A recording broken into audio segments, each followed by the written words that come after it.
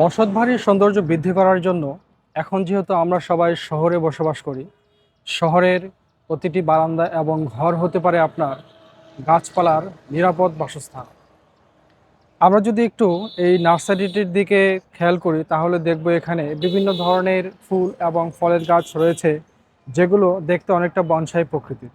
যেমন ধরুন, এখানে এই যে একটি বাঁশ গাছের একটি বনসাই প্রকৃতি আমরা দেখতে পাচ্ছি, যে এটি কিন্তু আসলে আহ, একটি বনসাইয়ের মতো গাছ যেটি এখানে রয়েছে।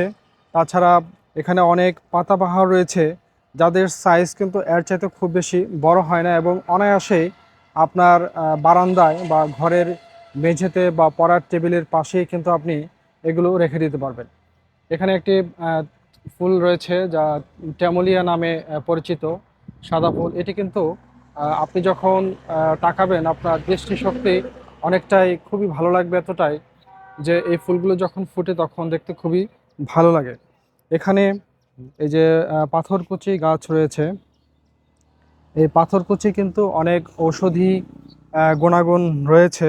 তো এখানে একটি ক্যাকটাস রয়েছে যার বডির সমস্ত অংশ জুড়েই কাটা, কিন্তু এখানে খুব সুন্দর সুন্দর লাল ছোট ছোট ফুল ফুটে, এগুলো কিন্তু দেখতে খুবই ভালো লাগে। এটি আপনার টেবিলের পাশে পড়ার টেবিলে যদি রাখেন, আপনার এটির সৌন্দর্য কিন্তু অনেকাংশে বেড়ে যাবে। এখানে রঙ্গল ফুল রয়েছে। এই রঙ্গল গাছ অনেক বড় হয়, কিন্তু একদম ছোট অবস্থাতেই কিন্তু দেখেন এখানে টবের মাঝেই ফুল ফুটে আছে। ঠিক আছে, বাগান বিলাস রয়েছে এখানে। বাগান বিলাস যদি আপনি আপনার বাড়ির আঙিনার গেটে লাগিয়ে দেন, তাহলে আসলে বাড়িতে ঢোকার শুরুতেই যে কোনো অতিথি যারা রয়েছেন তাদের কিন্তু একটা অন্যরকম মন্তব্য তারা করবেন। এত সুন্দর একটি বাড়ি দেখাবে যে এই বাগান বিলাস কিন্তু আসলে বাড়ির সৌন্দর্যতাকে পরিবর্তন করবে।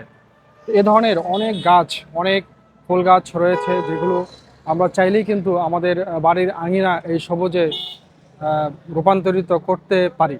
তো আসুন আমরা সবাই বৃক্ষরোপণের পাশাপাশি ফুলকে ভালোবাসি এবং নিজেকে ফুলের মতো করে সুন্দর করে পবিত্র করে গড়ে তোলার চেষ্টা করি। সবাইকে ধন্যবাদ।